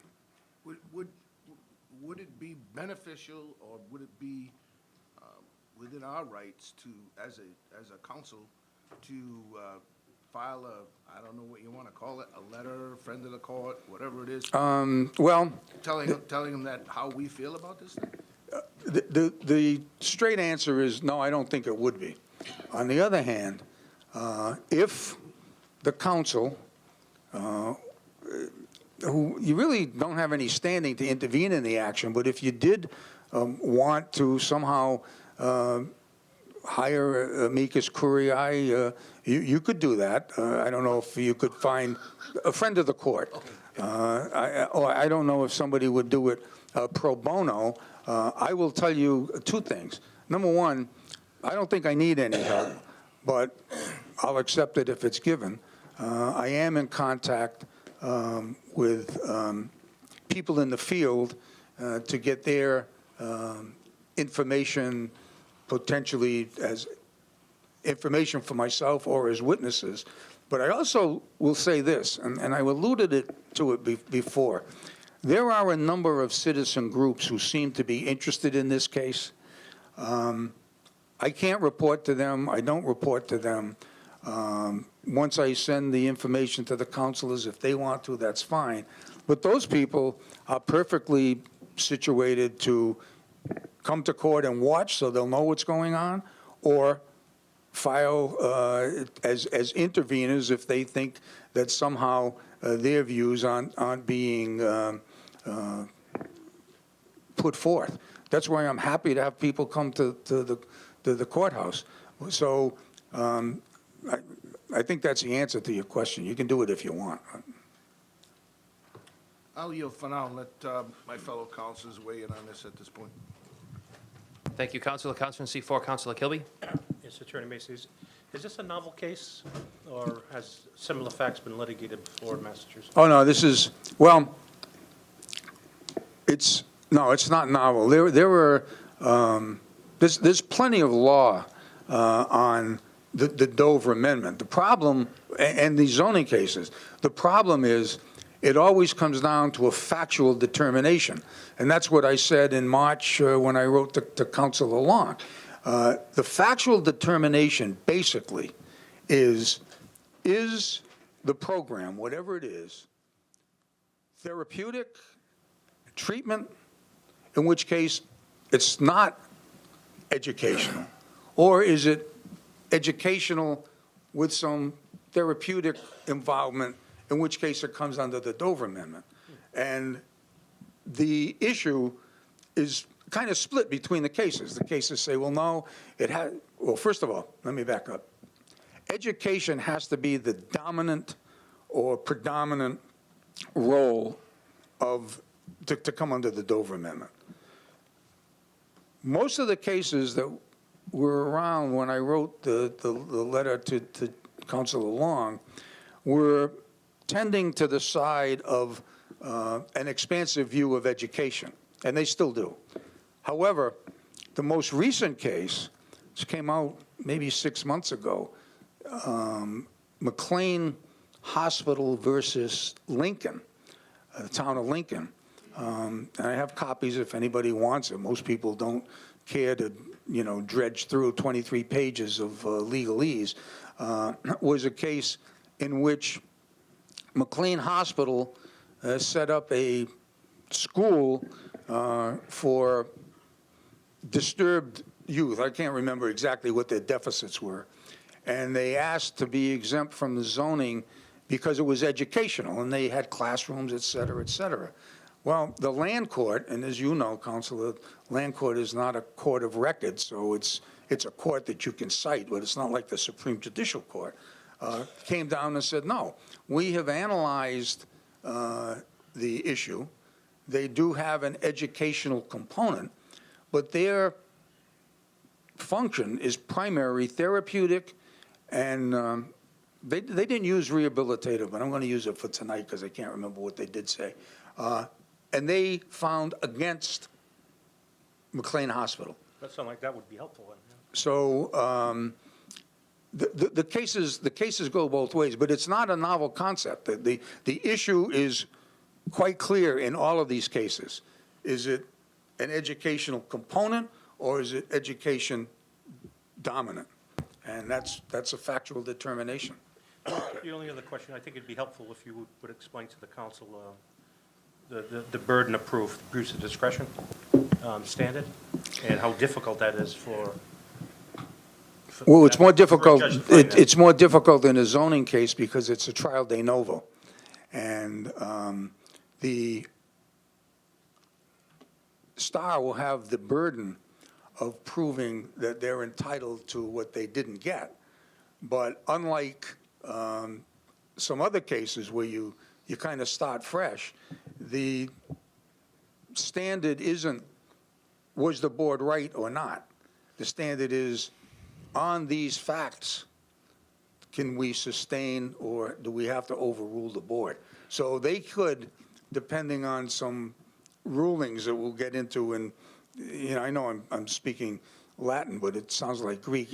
When we get into motions in limine to try to limit it, there will be some attempt by, I believe, start to expand the parameters of the evidence. And of course, our effort is to continue to say, look, it's a zoning case. And on the zoning issue, we were right. So that it's not straightforward. I understand. I yield. Thank you. Thank you, Councilor. Councilman C2, Councilor Kamara. I was going to ask you a few questions, but I don't want to jeopardize our chances to win this case in court, so I'm not going to... Look, at this point, I'm happy to answer questions. If I think they would jeopardize us, I'd say so. But, generally, the less said, the better, but and I agree with you. They've said plenty. The only thing, though, it's frustrating as a counselor to sit here, and as my colleague in seat 6 said, when they say disparaging remarks about this community, and they try to say that, we don't care about people in the situation, when we go above and beyond providing all the facilities that we've tried to help people in this situation. It reminds me of Watuppa Heights, when we had to go to Boston to fight and reduce the public housing, how they said disparaging things like we don't care about people who are struggling, And this community has more public housing than by far above and beyond what's required for us to do. But we know what's right to do, so we've done it. And it was just amazing to go through that entire process, only because we were telling other communities, you need to step up and do your fair share. We're going above and beyond our fair share of what we're doing here. And it was just amazing how you get dragged through the mud and ridiculed and criticized for You doing know- the right thing, but you're not doing, and other communities don't step up to the Well, plate. I share your frustration, and I share Council Long's frustration, and maybe everybody's frustrated. There were only two people in that courtroom who were relatively unbiased. That was Mr. Zarek and Joe Good. I wish that some of the things, well, I don't wish the things they said were on tape, but I wish the things I said about the things they said were on tape, because I really think that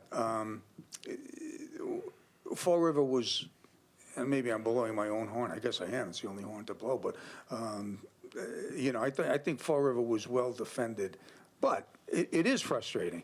And, of course, I'll tell you now, I've already invited everybody to the next session, and I will tell you, you're going to even be more frustrated when you find out you can't say anything, and, can't say, yeah, we agree with that, or we disagree with that. So you're right. It's hard to sit there, even when you're supposed to sit there, and I'll just tell you, I didn't sit there. Well, especially when you have representatives from other communities publicly saying, we don't have to address it here, just send it to Fall River, send the problems over there, because that's just, it's frustrating. It's just really tough pill to swallow. With that, I yield. Thank you. Thank you, Council. Good luck. Anything further from the council? Hearing none, that satisfies the resolution. Thank you very much. All right, thank you. Next order of business, Madam Clerk, going back to the regularly scheduled Mr. President. Councilor in C3. Can we also take the other item that's 9 for the school department, since Mr. Second the motion? 9A, Madam Clerk, is that accurate? Yes. Motion to take item 9A out of order has been made by Councilor Stephen Kamara, seconded by Councilor Kilby. Discussion. Hearing none. All those in favor? Aye. Opposed? The ayes have it. Item 9A is a communication from the school department regarding the approval of a 5-year contract for a portion of transportation. Motion to adopt. Motion to adopt has been made by Councilor Kadim, seconded by Councilor Kilby. Discussion. Hearing none. All those in favor? Aye. Opposed? Ayes have it.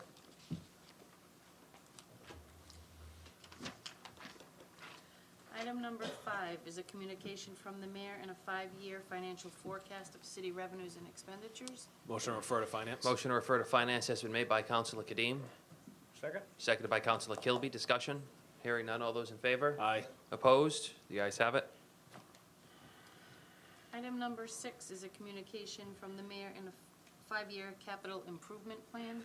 Motion to refer to finance. Motion to refer to finance has been made by Councilor Kadim, seconded by Councilor Long. Discussion. Hearing none. All those in favor? Aye. Opposed? The ayes have it. Mr. President, the city charter does specify that a public hearing is required.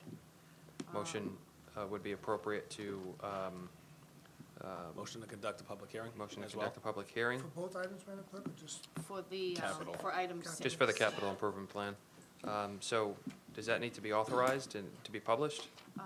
We did prepare a letter in the event that the council was willing to schedule, so we can adopt the order scheduling the public hearing. Well, Is it the council's intent for the next meeting, Is- or? There's a motion made by Councilor Joseph Kamara to adopt and have that public hearing. Has been made by Councilor Joseph Kamara, seconded by Second. Councilor Kadim. Discussion on that? Hearing none. All those in favor? Aye. Opposed? The ayes have it. Mr. President, would the date of the hearing be February 5th? Be the next scheduled, scheduled meeting. next scheduled city council meeting, February 5th, for the record. Want to vote on that just to play it safe, or? Or the next, is that the next schedule? That's the next, is that the next scheduled It's city not the council next meeting? schedule, no. Pardon? At the next scheduled city council meeting. We'll have to, Can we yes. just, can we At just the leave it next that way? regularly scheduled Yeah. city council meeting. Thank you. Item number 7 is a communication from the mayor and an order regarding the property taking for the MBTA rail station. Motion to adopt. Motion to adopt has been made by Councilor Kadim, seconded by Councilor Long. Discussion on the item? Hearing none. All those in favor? Aye. Opposed? The ayes have it. communication from the city auditor and an order regarding the application of bond premium. Motion to adopt? Motion to adopt has been made by Counsel Kadim, seconded by Counsel Long. Discussion? Hearing none. All those in favor? Aye. Opposed? The ayes have it. Item number 9 is a communication from the city planner notifying the council of its decision to select as its representative on the Community Preservation Committee, Charles Monas. Motion to accept and place on file? Motion to accept and place on file has been made by Counsellor Kadim, seconded by Counsellor Long. Discussion? Hearing none. All those in favor? Aye. Opposed? The ayes have it. We have the citations for the Red Cross volunteers. Motion to adopt has been made Second. by Counsellor Kadim, seconded by Counsellor Kadim. Discussion? Hearing none. All those in favor? Aye. Opposed? The ayes have it. We have the citation for Sharon Schoonover Furtado. Move adoption of the citation. Motion to adopt has been made by Counsellor Stephen Kamara, seconded by Second. Counsellor Kadim. Discussion? Hearing none. All those in favor? Aye. Opposed? The ayes have it. And we have the citation of, for Jason Campbell. Motion to adopt. Motion to adopt has been made by Counsellor Kadim, seconded by Counsellor Long. Discussion? Hearing none. All those in favor? Aye. Opposed? The ayes have it. And the police chief's report. Motion to adopt? Motion to adopt the police chief's report has been made by Counsellor Kadim, seconded by Counsellor Long. Discussion? Hearing none. All those in favor? Aye. Opposed? The ayes have it. Have a number of claims.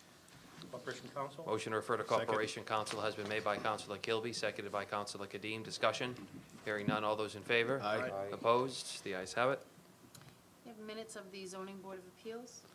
Motion to accept, place on file? Motion to accept and place on file has been made by Counsellor Kadim, seconded by Counsellor Pelletier. Discussion? Hearing none. All those in favor? Aye. Opposed? The ayes have it.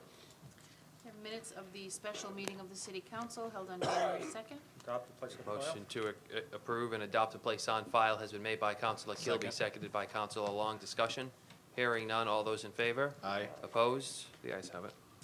Minutes of the city council committee on finance held on January 8th, 2019. Motion to approve would be appropriate and adopt. Motion to approve has been made by Counsellor Kadim, seconded by Counsellor Long. Discussion? Hearing none. All those in favor? Aye. Opposed? The ayes have it. Have a notice of casualty and loss. Motion to accept and place on file? Motion to accept and place on file has been made by Counsellor Kadim, seconded by Counsellor Kilby. Discussion? Hearing none. All those in favor? Opposed? The ayes have it. And we have a communication from a constituent regarding the signing of petitions and nomination papers. Motion to refer to Board of Elections? Motion to refer to Board of Elections has been made by Counsellor Kadim, seconded by Second. Counsellor Kilby. Discussion? Hearing none. All those in favor? Aye. Opposed? The ayes have it. Madam Clerk? And lastly, we have a change to council meeting dates. Ordered that meetings of the city council scheduled for February and March are hereby canceled and rescheduled to the following dates: February 5th and February 19th, and March 15th and March 19th. So just so the council knows, there was a couple councilors, March 5th and March 19th. there was a couple councilors who had some scheduling conflicts, and also, in addition to that, there's also an election that has been scheduled. So I made the decision for the election day that we reschedule our March meeting and move some changes around. So moved. What are the new dates again? The clerk, just so everybody knows, the clerk is going to send all the councilors an email tomorrow with the new revised meeting dates for our scheduled city council meetings. So moved. Motion to adopt has been made by Counsellor Kadim, seconded by Counsellor Pelletier. Discussion? Hearing none. All those in favor? Aye. Opposed? The ayes have it. Motion to adjourn? Motion to adjourn has been made by Counsellor Kadim, seconded by Counsellor Pelletier. Discussion? Good. All those in favor? The ayes have it. We're adjourned.